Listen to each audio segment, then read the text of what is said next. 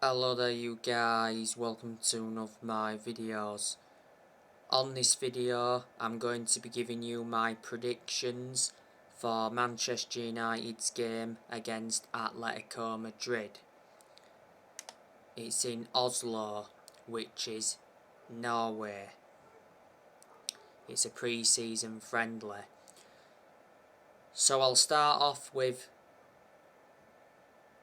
the score prediction. I'm going to go with 2-1 to Manchester United, so I'm going for Manchester United win.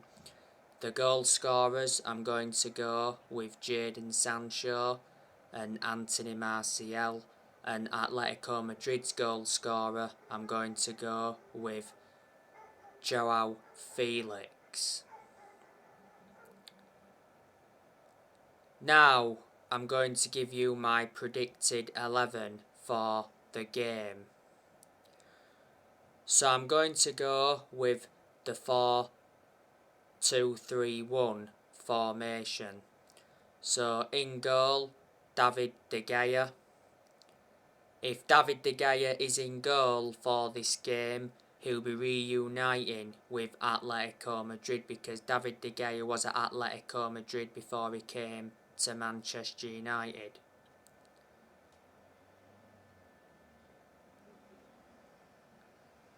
Early on in pre-season, David De Gea picked up an injury, so obviously Tom Heaton had to go in goal to replace him. Tom Heaton is Man United's second choice goalkeeper. But revert back to David De Gea, he wants to finish his career at Manchester United. De Gea has been a long-serving player at Man United. He's endured around 11 years at the club. He's been with us since the Sir Alex Ferguson era. David De Gea's contract at Man United expires next year. There is an option to extend for a further year. De Gea earns around £375,000 a week. Revert back to earlier on this year, he won the Players' Player of the Year. He's won everything domestically at the football club, and he's made over 500 appearances for Man United in all competitions. Right back, I'm going to go with Diego Dalot. He's appeared to be our first choice right back under Eric Ten Hag. He was also our first choice right back when we had Ralph Rangnick.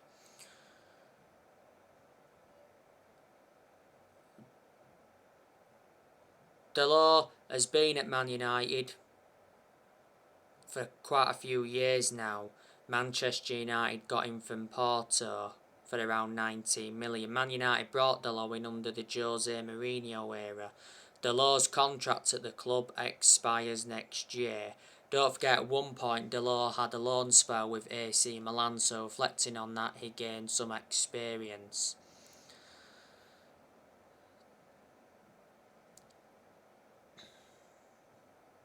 The two centre-backs, I'm going to go with Victor Lindelof and Harry Maguire. Victor Lindelof, as you all know, I've got my strong reservations about him.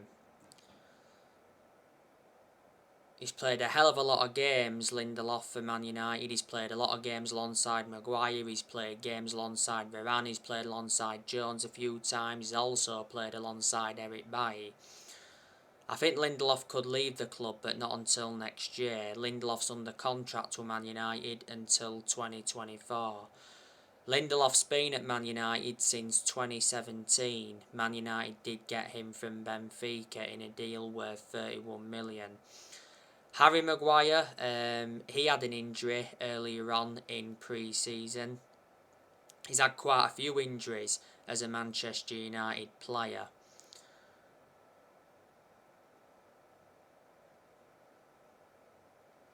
Looks like Maguire will be staying at the club this year. He could leave next year. Earlier on this year, Harry Maguire held talks with Eric Ten Hag over the Man United captaincy. Throughout the course of last season, the vast majority of Man United fans were demanding for the captaincy to be taken off Maguire, because he isn't a leader. Man United got Harry Maguire from Leicester, got him in a deal worth 80 million, so he's the most expensive centre-half in the world at the moment and the second most expensive signing at the club.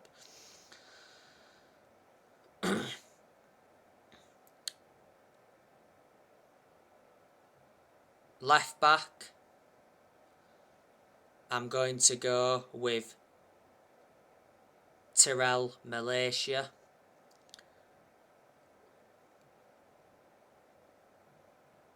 He's played a few games in pre-season. Man United signed Tyrell Malaysia for around 13 million. Tyrell Malaysia signed a contract with Man United until 2026 as an option to extend for a further year. Man United got Malaysia from Feyenoord. If we don't start Malaysia, I think we'll pick Alex Telles at left back. The two centre midfielders, I'm going to go with Fred and Scott McTominay. Fred, I think he could leave Manchester United next year. He's not good enough to represent the club. He did score though a very good goal in the 4-0 win against Liverpool in Bangkok. He chipped the goalkeeper. Man United got Fred from Shakhtar Donetsk, got him in a deal worth 50 million. And Scott McTominay, he hasn't done too bad in pre-season, to be fair.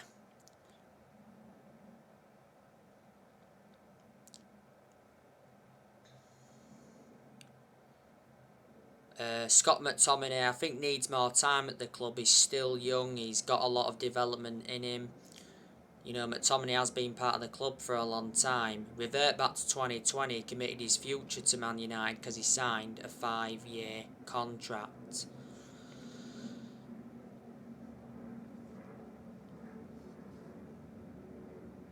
Now, the attacking midfielder, I'm going to go with Christian Ericsson.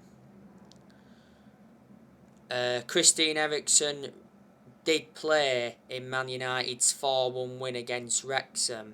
That game was behind closed doors. But anyway, Christian Ericsson scored a good free kick in that game, and it was his debut. Manchester United did sign Christian Ericsson on a 3-year contract. Man United got Christian Ericsson on a free transfer.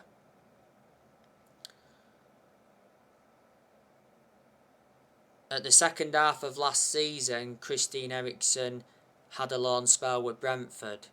When he officially signed for Brentford back in January, he signed a 6-month contract. Before Brentford, Ericsson was at Inter Milan.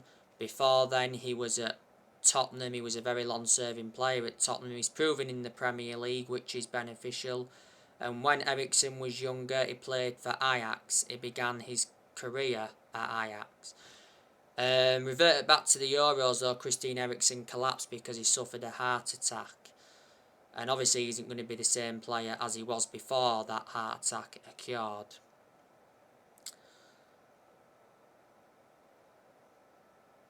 On the left wing, I'm going to go with Marcus Rashford. To Rashford's credit, I think he's done well in pre-season. I think Rashford is going to have a good season this time. I thought last season he was pretty poor. I said, didn't I, Rashford hadn't been the same player since he had that operation on his shoulder. He missed the first 2 months of last season with that shoulder problem.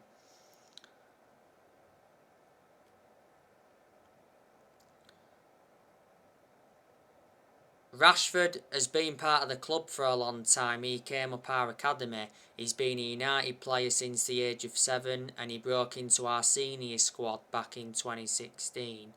Rashford's contract at the club expires next year. On the right wing, Jaden Sanchez. Jaden Sancho's been superb in pre-season. He's got like 3 or 4 goals. Revert back towards the end of last season, Sancho was in scintillating form.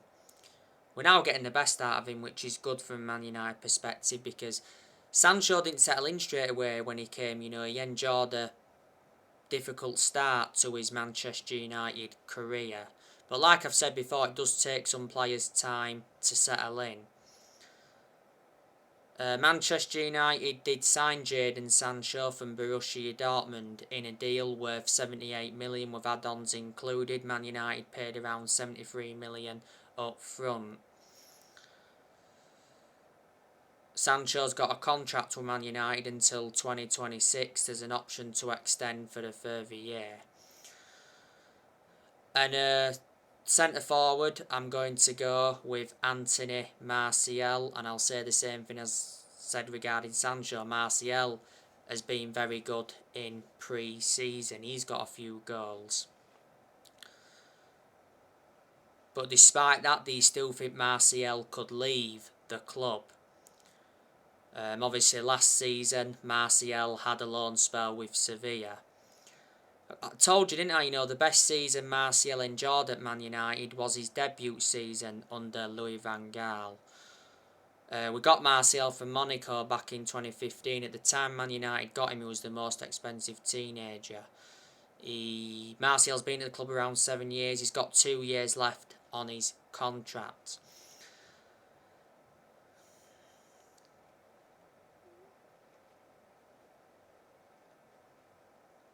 So that's how I think Manchester United could line up against Atletico Madrid.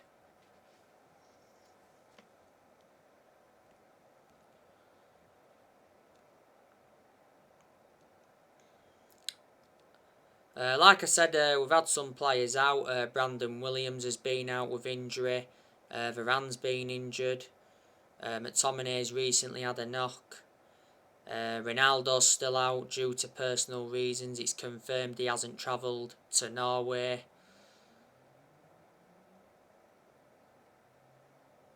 So there you go.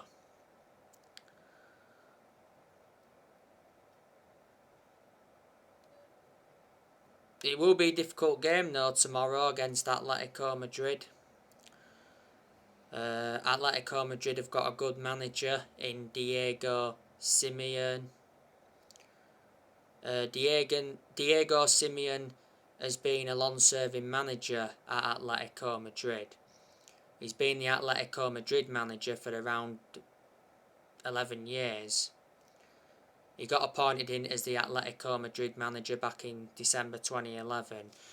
Diego Simeone is under contract with Atletico Madrid until 2024. Don't forget, at one point Manchester United tried to get Diego Simeone. Like I said on the preview, I do know a lot of the players that Atletico Madrid have got. They do have João Felix. That's a very good attacking player. Atletico Madrid got him from Benfica. Antoine Griezmann is on loan at Atletico Madrid from Barcelona. But before Barcelona, Griezmann was at Atletico Madrid for around 5 years or so before, played for Real Sociedad. So far, Antoine Griezmann has spent his entire playing career in Spain. Revert back to around 5 years ago now, Man United were very close to getting Antoine Griezmann. But obviously, Atletico Madrid at the time got a transfer ban, so Griezmann's move to Man United didn't materialise. Atletico Madrid, of course, have got Alvaro Morata. They've got Marcos Paulo. Matheus Cunha, he's an attacking player.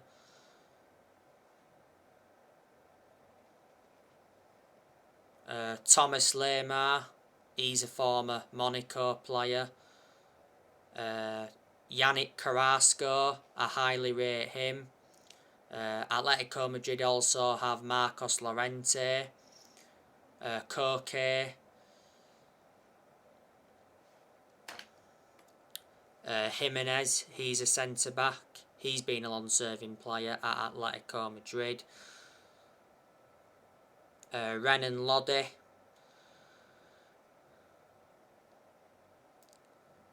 Saul Niguez. Don't forget, last season Saul Niguez was out on loan with Chelsea. Saul Niguez has been a very long-serving player at Atletico Madrid.